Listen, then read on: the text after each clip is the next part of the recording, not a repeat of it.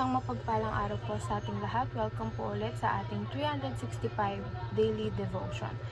Ang scripture po natin is ang Genesis chapter 37 verse 5 to 8. Now Joseph had a dream, and when he told it to his brothers, they hated him even more.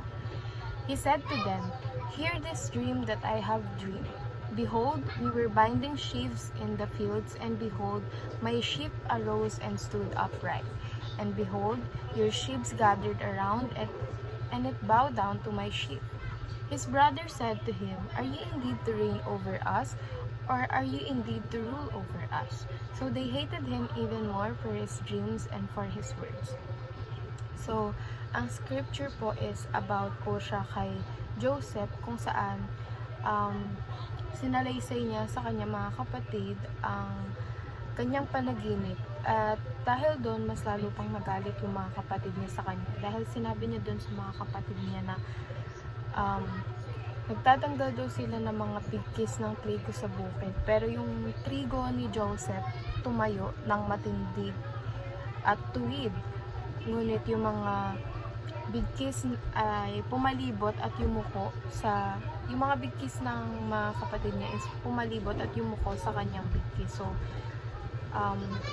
mas doon nagalit yung mga kapatid niya kasi parang hindi pa nila naiintindihan si Joseph kung ano ba yung about sa panaginip niya. So ang first teaching is there is a waiting time from vision to reality. So meron tayong mga pangarap or may mga nakikita tayo in the future, and before mangyari yun, merong matagal na waiting time, kagaya ng mga napag-aralan natin in this past few days.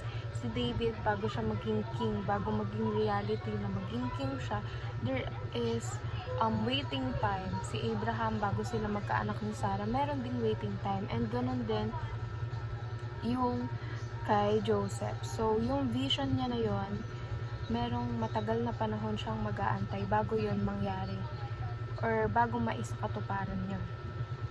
Next teaching is waiting may involve trials and hardships. So, doon sa waiting na yun, maraming dadaang pagsubok, may mga trials and hardships. May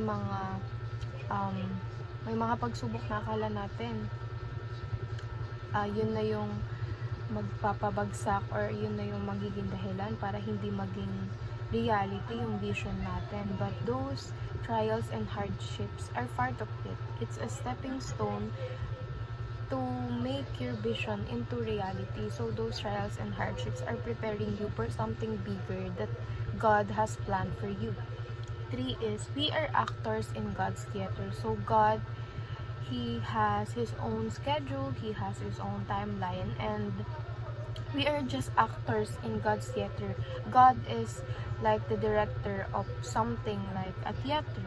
Parang siya yung nagdidirect sa kung ano yung role natin. We have roles for a reason. So if your role is to help other people, or if your role as a Christian is to spread the word of God, then you need to stick to that role, because when we are obeying God, we are being blessed by Him, and those trials and hardships na nararanasan natin sa waiting time na nag-aantay tayo ng vision to reality, those times pinapalakas tayo ni Lord, and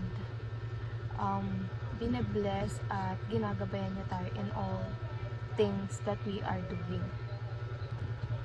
Ang first application is dream God's dream. So, minsan kasi, yung mga dreams natin is not aligned with the God's dream for us, with the God's plan for us. Sometimes we dream about something na makakapagpahamak sa atin, or minsan, pang sarili lang natin. We don't know na yung dream pala natin ngayon, may mas malaking dream pala si Lord. So, we really need to ask Lord, if it's your will, Lord, is this your will? Ganun.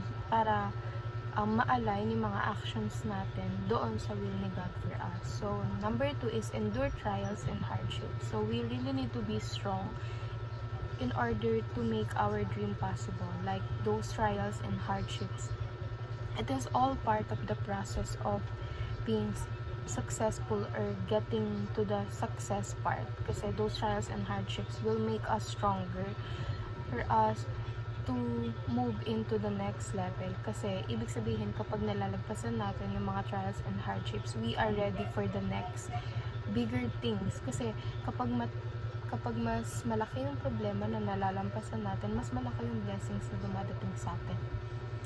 Next is play our role in God's beautiful story. So kagaya ng sinabi ko kanina, we have role for a reason. We are all under God. Like meron si God na magandang plano for us, magandang storya for us, and all we need to do is to play our role. Our role is simple, and that is to obey God. Our role is simple, and that is to trust His plans, endure the hardships and the trials, because we know that nothing is impossible, and all that hardships and trials, we will pass all that kasi God is with us. Yun lang po.